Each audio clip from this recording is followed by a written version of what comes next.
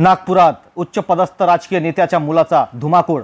स्टंटबाजी करत त्या नेत्याच्या पुत्राने रस्त्यावरील वाहनांचा केला चुराडा। पोलिसांनी केला गुन्हा दाखल। काय आहे पूर्ण प्रकार पहा फक्त विदर्भ लाईव्ह 24 वर। नमस्कार मित्रांनो, आज पहिल्यांदाच आम्ही आपल्या समोर मराठीतून बातमी घेऊन येत आहोत। आशा आहे की हिंदीप्रमाणे मराठी बातमीला देखील आपल्याकडून उत्स्फूर्त प्रतिसाद मिळेल। तर चला सुरू करू आजच्या आपल्या पहिल्या बातमीपत्राला। आजची ही बातमी विदर्भातील नागपुरातून समोर आली आहे।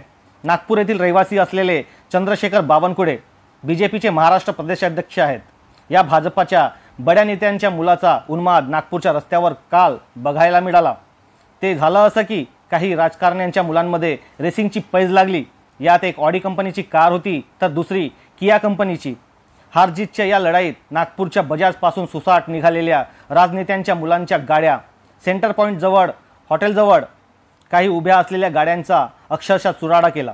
एवढ्यावरच हे महाशयांचे गाड्या थांबल्या नाही तर त्याच वेगात पडून सुद्धा जाण्याच्या तयारीत होते।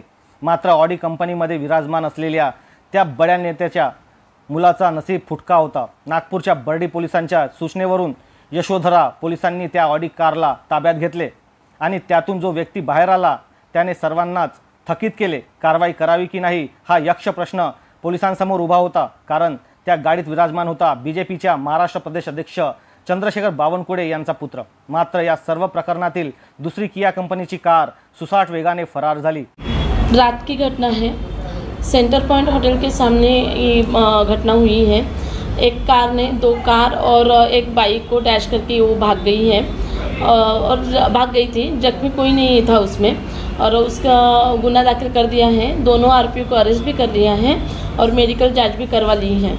आगे की कार्रवाई चालू है। हिट अँड रन सारखे अनेक प्रकरण सामोर येत असतानाच नागपुरातून पुढे आलेला हा व्हिडिओ पैशाच्या आणि राजकारण्यांच्या जोरावर कायदा प्लस कानूनची पूर्ण धिंडवडे काढण्याचा हा प्रकार नवीन नाही।